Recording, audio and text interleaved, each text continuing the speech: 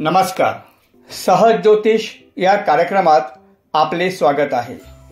शनिवार दिनांक 29 मार्च 2025 नवग्रहांचा न्यायाधीश शनी स्वराशीतून म्हणजे कुंभ राशीतून मीन राशीत प्रवेश करेल.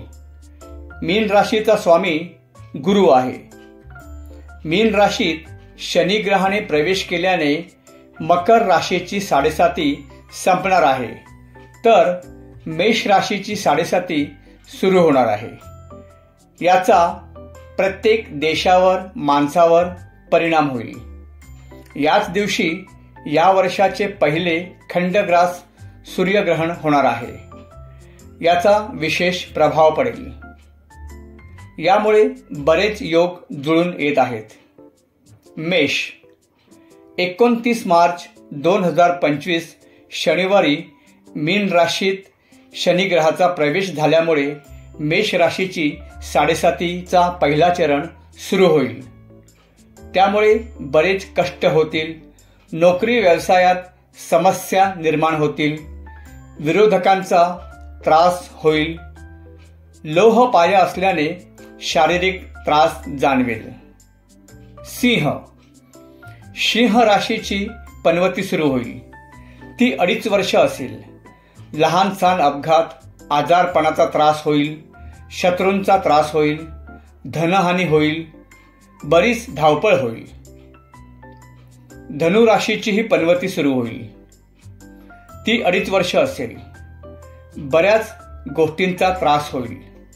मानसिक तणावाचा सामना करावा लागेल. ग्रहकलह होईल. शारीरिक दुखणी डोकेवर काढतील. कुंभ राशीचा अंतिम चरण सुरू होईल. शारीरिक कष्ट होतील, पण हळूहळू कमी होतील. वाहन सावकाश चालवावे. स्वतःची काळजी घ्या. आरोग्याकडे लक्ष द्यावे. घाई गडबडीत निर्णय घेऊ नये.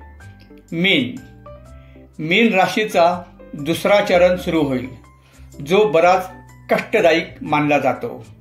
शनी राहूची युती पिशाच्य योग निर्माण करते. झालेली कामे बिघडतील. करिअर व्यवसायात समस्या निर्माण होतील. प्रिय श्रोते हो, आपण हा कार्यक्रम पाहता त्याबद्दल मनापासून धन्यवाद. हे फलादेश आपणास जागरूक राहण्यासाठी सहकार्य होईल.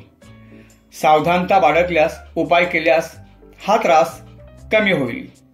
साडेसाती व पनवतीत माणसाला बरंच काही शिकवते. आपले कोण परके कोण याची जाणीव करून देते. आपल्या चुका लक्षात येतात. त्यामुळे साडेसाती व पनवतीला वाईट मानू नये. ती आपल्याला बरंच काही शिकवते. चॅनल लाईक, शेअर व सबस्क्राईब करा ही विनंती. पुन्हा भेटू पुढील भागात. तोपर्यंत नमस्कार.